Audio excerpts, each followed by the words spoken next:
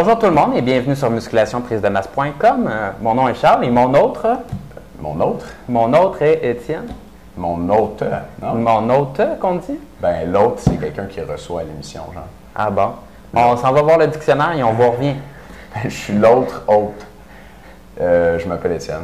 Puis j'aime ça quand Charles parle au début comme ça, j'ai rien à dire, puis il fait toute la job. C'est bon, mais je vais continuer comme ça. Plus, mais ouais. Bon, on a une question aujourd'hui de Gabriel. Gabriel Saint-Georges, 15 ans, 2 ans d'expérience en musculation, 5 pieds 7, 120 livres, et il nous pose cette question. Bonjour, je tiens premièrement à vous dire que je trouve votre site très intéressant. Et bravo. Merci. Bon, voilà ma question. Que doit-on manger ou boire avant un entraînement au gym? Combien de calories avons-nous besoin et combien de temps avant l'entraînement doit-on les prendre? Merci d'avance. Toi, qu'est-ce que tu penses de ça, Étienne? OK. Je pense que merci d'avance, c'est vraiment cool comme expression. Parce que ça veut comme dire qu'on va répondre à la question. On devrait être correct. Fait que c'est pas pour ça qu'on a répondu à ta question, Gabriel, mais merci d'avance, c'est cool. On a répondu à ta... En tout cas, j'ai choisi ta question parce que c'est une bonne question. Puis parce que on parle beaucoup d'entraînement. Puis les gens se concentrent sur leur entraînement, mais souvent, si on n'a pas de progrès, si vous n'arrivez pas à prendre la masse, c'est probablement votre alimentation. Parce qu'en entraînement, il y a plusieurs façons de s'entraîner qui fonctionnent assez bien. C'est dur de se planter complètement. Mais en alimentation, si on ne fait pas certaines choses, nos progrès vont être vraiment limités. Puis dans certains cas, on ne pourra avoir aucun progrès, prendre aucun muscle. T'sais. Puis une chose qui pourrait franchement limiter nos progrès, c'est de s'entraîner le ventre vide. Et spécialement s'entraîner à jeun le matin, on entend ça des fois pour le cardio, pour la musculation, c'est vraiment la pire chose à faire. Je ne sais pas au monde, c'est un petit peu exagéré. Peut-être pas au monde. Mais c'est vraiment pas bon. Dans des études où ils essaient de voir l'effet de suppléments sur la synthèse de protéines musculaires, c'est-à-dire la prise de masse après l'entraînement, ils font généralement ces études-là avec des sujets où ils les entraînent le matin à jeun. Parce que comme ça, ben, ils peuvent vraiment comparer quelqu'un qui a le ventre vide avec quelqu'un qui a pris un supplément de protéines, par exemple. Puis, dans ces études-là, les gens qui s'entraînent le ventre vide à jeun le matin en musculation, ils perdent de la masse musculaire. C'est moins le fun un peu. Parce qu'on sait que, on s'entraîne pas pour en perdre, right? On sait que l'exercice endommage un peu les muscles. Fait que eux, ils mesurent ça, puis ils voient qu'il y a plus de muscles qui ont été... La synthèse de protéines musculaires est négative, en fait. Il y a plus de protéines qui ont été détruites qu'il y en a qui ont été construites. Ça, c'est quand on s'entraîne à jeun. Donc, ce qu'on veut, si j'extrapole, c'est s'entraîner le plus loin possible d'être à jeun. On veut le contraire. Donc, il faut qu'il y ait des aliments dans notre système gastro-intestinal, dans notre système digestif, au moment où on s'entraîne, pour fournir de l'énergie au corps, pour qu'il construise du muscle, pour qu'il puisse utiliser le stimulus d'entraînement pour construire du muscle. Parce que si on donne le stimulus, mais il n'y a rien en arrière pour le nourrir, on perd notre temps.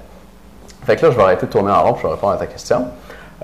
Qu'est-ce qu'on doit manger ou boire avant un entraînement au gym? Combien de calories on a besoin? Puis combien de temps avant on doit les prendre? Cool. Écoute, combien de calories tu as besoin? Ça dépend de quel genre d'entraînement tu fais. Ça, c'est sûr. Mais je vais répondre pour un entraînement à musculation moyenne de 45 minutes, une heure. Je répondrai peut-être pour le cardio après. Bien sûr, OK. Donc, un entraînement musculaire 45 une heure, à peu près 20 séries. Combien de calories tu vas avoir besoin? À l'entraînement, tu vas peut-être brûler un 200-300 calories. Et puis, ça dépend de tes objectifs. Si tu veux prendre de la masse, ben, tu ne t'arrêtes pas aux 200-300 calories, tu en mets 200-300 de plus. T'sais. Si tu veux maigrir, ben, tu vas prendre peut-être le 300 ou un 350, un 400 pour te donner un petit extra autour de l'entraînement. Puis tu vas vouloir avoir un bilan énergétique négatif, c'est-à-dire manger moins de calories le reste de ta journée.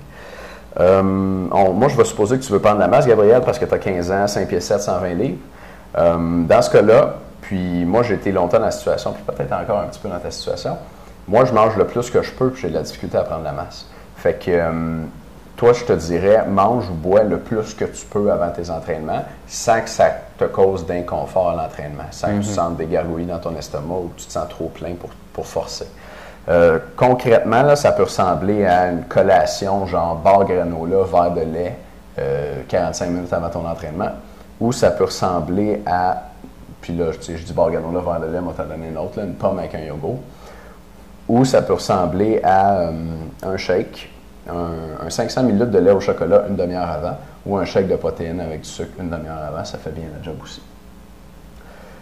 Ça paraît bon, ça? Durant l'entraînement? La question, c'est avant. Durant l'entraînement, Ok. c'est sûr qu'on en a parlé récemment. Là, tu peux boire du Gatorade. Vas-y, mon Ouais, en cher. plein ça, mais écoutez. Tu voulais répondre, hein? Ben non, mais moi je me dis, dans le fond, il y a cette question-là pour, dans le fond, l'entraînement au gym. Je voulais juste faire une petite parenthèse parce que me fait poser la question des fois, tu t'en vas faire un sport, tu t'en vas faire dans le fond, un sport ou une activité physique à l'extérieur, qu'est-ce que je devrais manger ou quoi que ce soit. Mais grosso modo, c'est sûr que tu veux avoir mangé comme 2 heures avant à ce moment-là, si tu as vraiment une performance sportive à faire, puis que c'est pas pour aller prendre de la masse. Et ensuite de ça, c'est de boire au maximum, puis ensuite de ça, d'aller aux toilettes juste avant ta compétition ou ton sport. Comme ça fait en sorte que tu es vraiment, vraiment hydraté, puis ça fait une grosse différence sur la performance.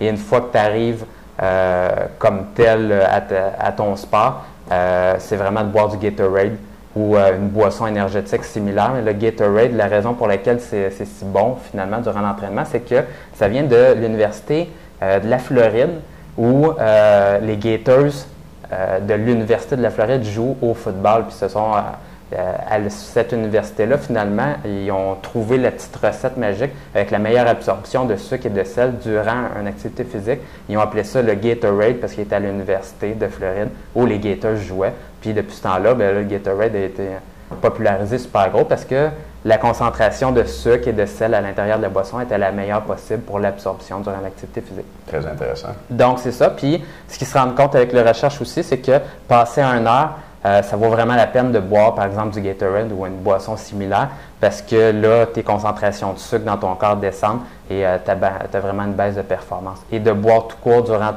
une performance sportive, c'est vraiment crucial aussi parce que dès que tu perds, je pense, comme 1 ou 2 livres, là, tu perds vraiment beaucoup d'énergie et la performance descend beaucoup durant ton activité. On se parle d'une livre d'eau quand tu es déshydraté. Oui, en plein ça. Donc, boire du Gatorade en masse durant l'activité physique, particulièrement si ça dure plus qu'1 heure. Cool, merci Charles. De rien. Gabriel, j'espère qu'on a bien répondu à ta question. Si vous avez une question de musculation, vous pouvez nous laisser ça. Je vais mettre le lien en dessous de la vidéo. C'est dans la colonne de droite. C'est écrit « On répond à vos questions de musculation ». On répond généralement en priorité aux questions des membres. On en a pas mal ces temps-ci. Et ces temps-ci aussi, on développe la diète testostérone. Yes. La diète testostérone qui est tirée du protocole que Tim Ferriss, qui est comme un écrivain / peut-être journaliste, on pourrait dire, américain. Blogueur. Ouais, c'est un blogueur. Qu'est-ce que tu fais dans la vie? Je suis blogueur. Ouais, ça fait bizarre un peu. Que lui a développé, sauf que lui, Ferriss, il a triplé ses niveaux de testostérone avec son protocole. Puis nous, on s'est basé là-dessus pour en faire un meilleur, je pense. Ouais. Ferriss, dans son protocole, il y a 6 nutriments. Nous, il y en a 9 dans le nôtre. Et il y a un des 6 nutriments recommandés par Ferriss qui baisse vos niveaux de testostérone. C'est vraiment prouvé dans des recherches. Je ne sais pas pourquoi lui recommande d'en prendre. Fait que on travaille là-dessus en ce moment. On ne sait pas exactement quand cette vidéo-ci va sortir. Peut-être que c'est déjà prêt. Si c'est le cas, croyez-moi, je vais faire la pub en masse. Vous allez voir le lien en dessous de la vidéo. Vous allez savoir. Si c'est pas prêt, ça s'en vient bientôt. Puis on a bien hâte de vous montrer ça. On est vraiment enthousiaste par rapport à ça. Ça fait vraiment plusieurs semaines qu'on travaille là-dessus. Puis on trouve plein d'affaires. Donc, on a hâte de vous présenter ça. Salut! Ciao!